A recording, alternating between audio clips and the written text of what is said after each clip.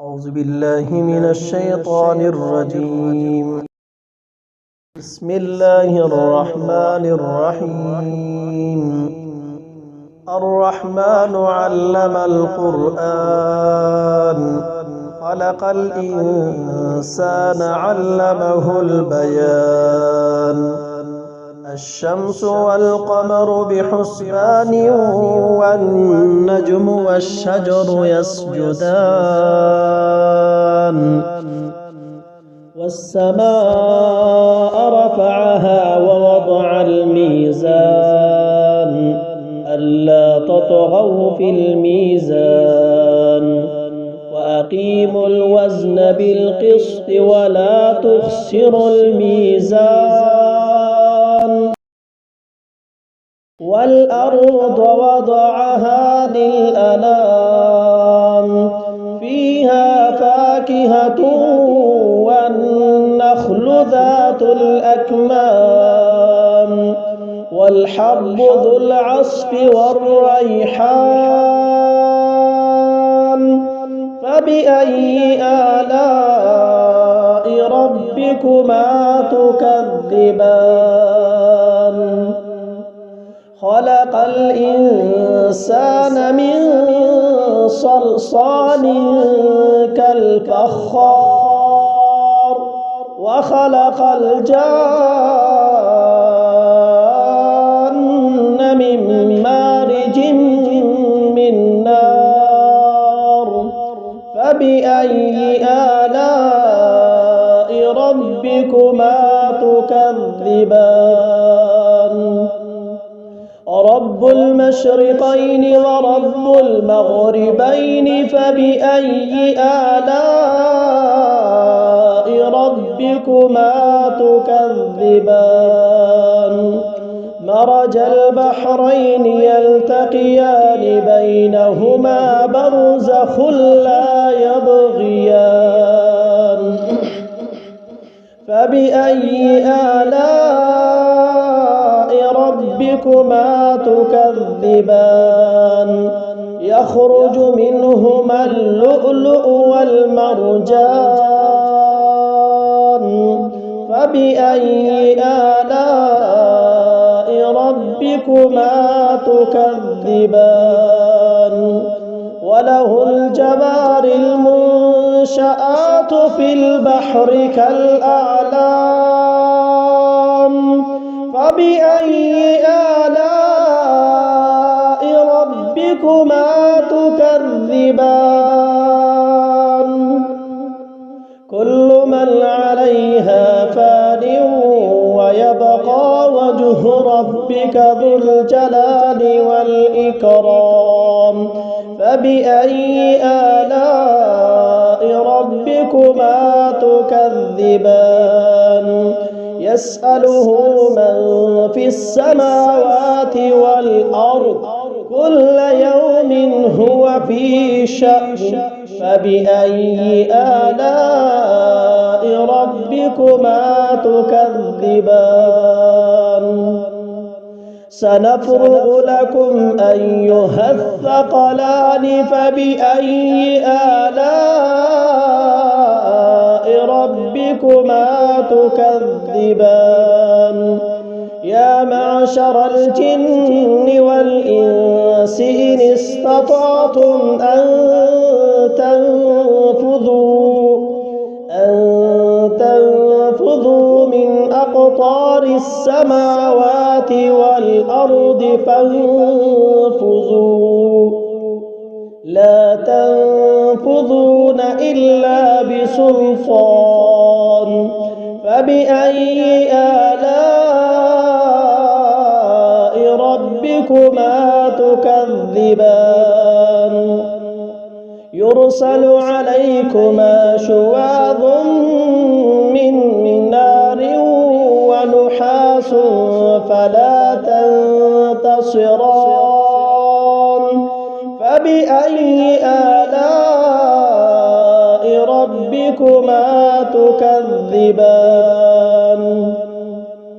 فإذا انشقت السماء فكانت وردة كالدهان فبأي آلاء ربكما تكذبان فيومئذ لا يسأل عن ذنبه إنس ولا جان فبأي آلاء ربكما تكذبان يعرف المجرمون بسيماهم فيؤخذ بالنواصي والأقدام فبأي آلاء ربكما تكذبان هذه جهنم التي يكذب بها المجرمون يطوفون بينها وبين حميم آن فبأي آلاء ربكما تكذبان ولمن خاف مقام ربه جنتان فبأي آلاء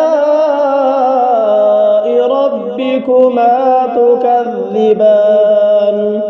ذواتا أفنان فبأي آلاء ربكما تكذبان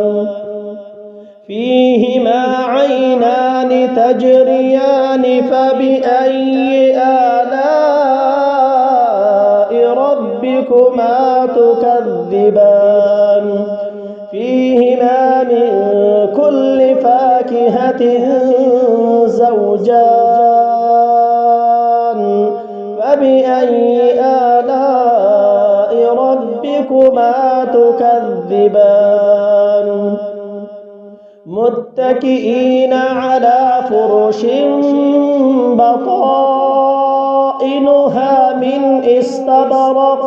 وجنى الجنتين دان